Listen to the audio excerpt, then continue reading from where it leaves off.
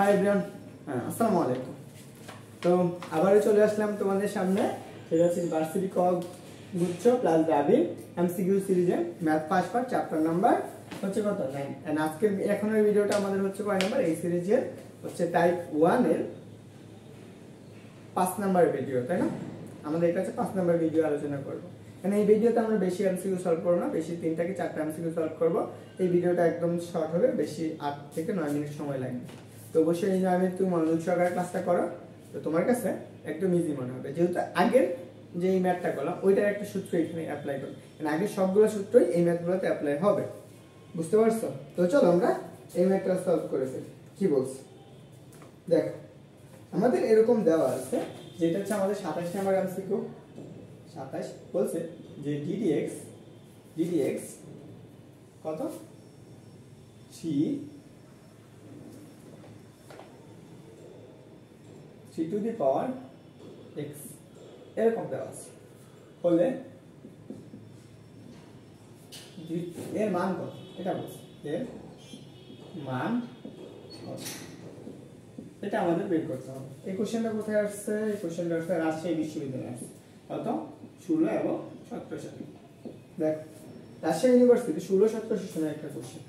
এখন আমরা এর আগে একটা ম্যাথ করছি এরকম টাইপের, একদম তুলে দিছি মানছি সূত্রটা ছিল কিরকম, যে ddx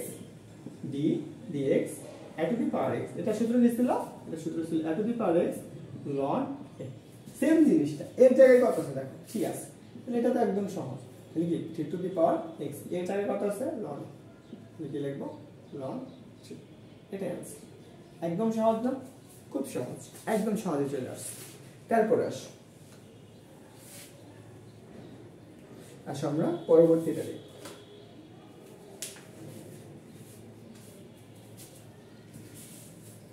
ওকে, এখন ধরো আমরা এরকম এই কোশ্চেনটা আমাদের কোথায় আসছে, এটা আসছে চট্টগ্রাম বিশ্ববিদ্যালয়। বলছে যে dx কত, dx 2 to the power -2x হলে এর মান কত, এটা আমাদের বের করতে হবে। এইটুকু এখন আমাদের x, এটা আমাদের x হিসেবে কাজ করে। এবং এই কোশ্চেনটা চট্টগ্রাম বিশ্ববিদ্যালয়ে কত সালে আসছে? 2 এবং 3 সেশনে আসছে। একই টাইপের একটা কোশ্চেন এটা, এবং কোশ্চেনটার নাম্বার কত? কোশ্চেন নাম্বার হচ্ছে 28।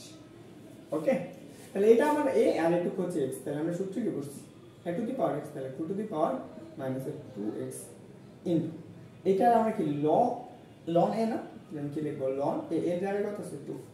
দেখো তো এইটুকু আমার x ছিল না, x ছিল, তাহলে এটা কি হবে ddx -2x। এটা কমপ্লিট করলে আমরা কি পাবো বলো তো?